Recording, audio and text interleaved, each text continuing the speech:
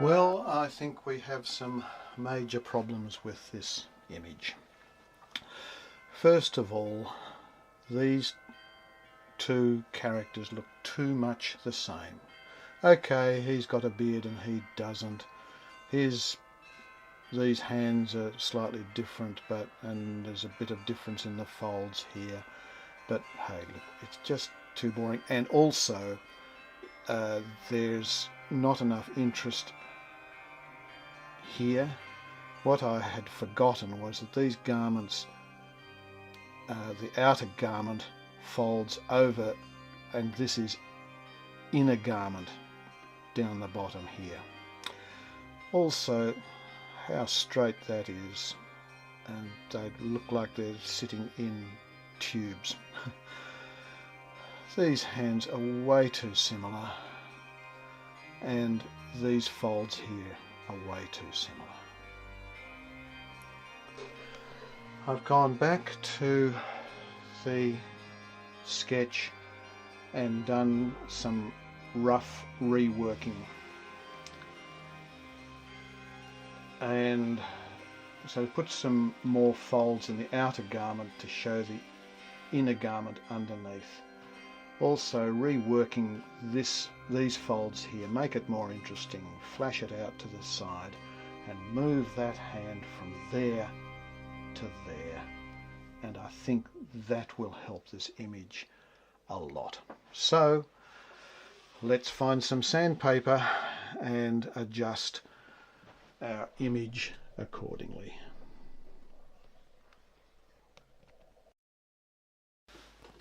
Well, it's all a bit dramatic.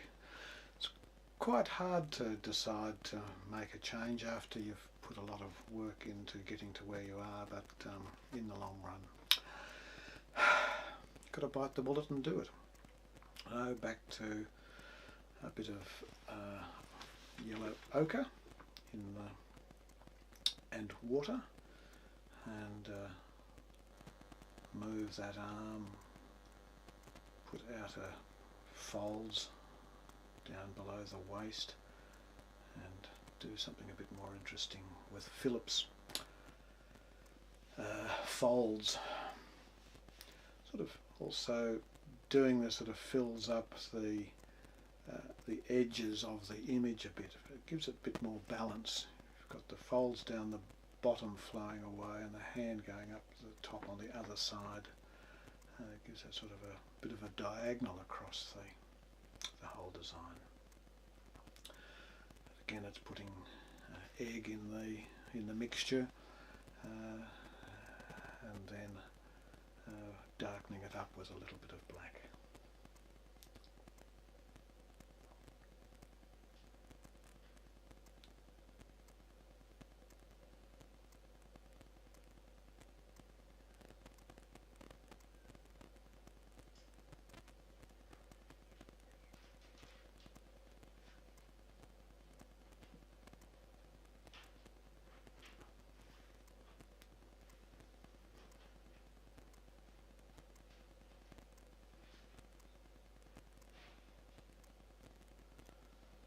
A reminder, this is at filming at 4 times the normal speed.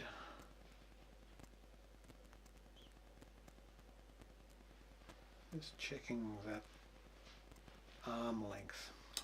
It's technically it's right, but it looks wrong, and I just couldn't work out how to fix it. It's just so interesting how something so basic, you know it looks wrong, but you can't see why it's wrong. Still can't see.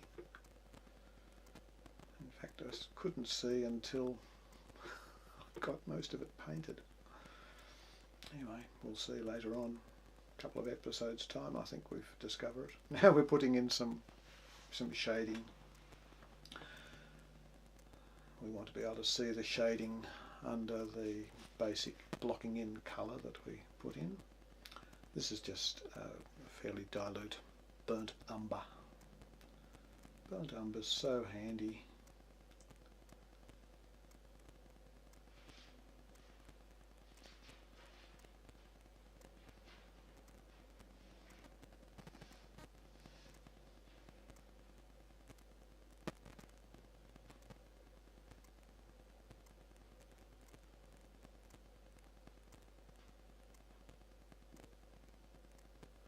Now, these aren't just lines, they are actually putting in shadings. It's quite thick.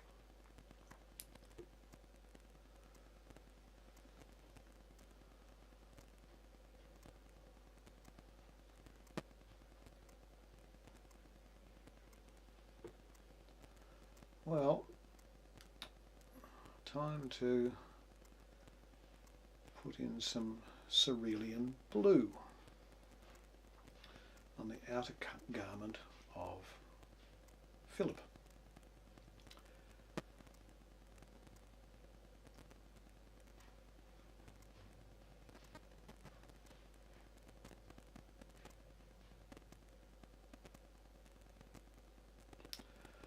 I had decided quite early on to have Philip in blue and James in green, and I'm still going with that plan. However, I've changed the plan for the colour of the undergarments. I tried with a pencil a bit of orange for Philip, because orange is the opposite colour for blue, and red for James, because red is the complementary colour for green. And I rather like those, working those combinations together. But then I changed my mind. And you'll see in a moment what I changed my mind to. Just putting in this straight mixture of the cerulean blue, and for James he gets chromium oxide. It's a lovely bold green, quintessential green.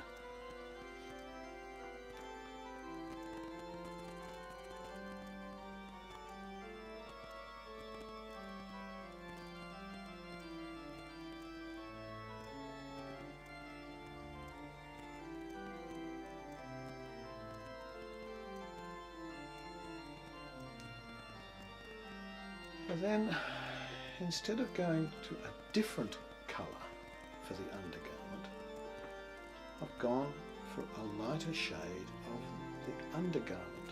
Indeed, my plan is that they'll be basically white garments, but with blue and then again green shading. And basically, well, part artistically, it's an exercise in tonal control, using the same colour and getting a very wide range of tonal variation. Another reason which I like, I guess it's sort of a philosophical or a theological, or perhaps a cultural reason. So I've added some white to the blue, and now I've added some white to the titanium white to the green to make that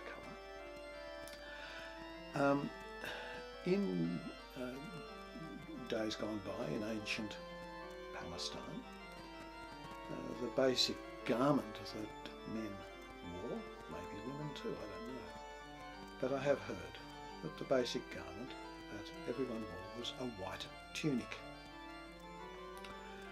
and that if you weren't a slave or a servant, that you had an outer garment as well, but that everyone wore this inner white tunic.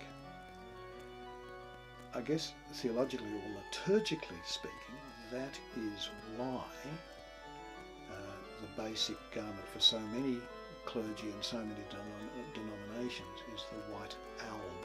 Alb being, well, albus is Latin for white. What's nice about that liturgically is that the priest or the minister is wearing the basic garment of a servant. Yes, he might wear other, or she might wear other decorative clobber over the top of that, but it's the basic garment like that. So I guess what I'm wanting to do with Philip and James is to give them perhaps closer to what they did wear, this basic white tunic. It's a full-length tunic, unlike the Romans who got theirs chopped off above the knees.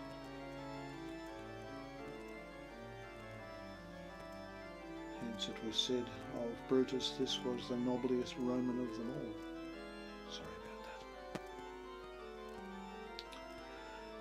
So I'm using the same mixture with the titanium white that I'd used for this undergarment, the tunic, as the first highlight in the outer garment.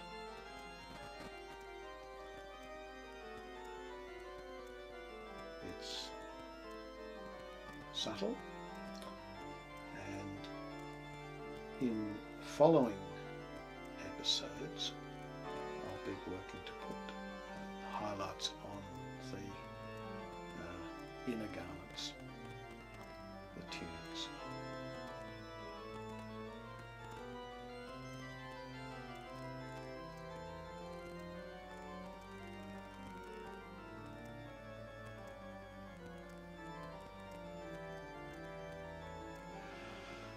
Well, with this particular icon, there have been a few deviations.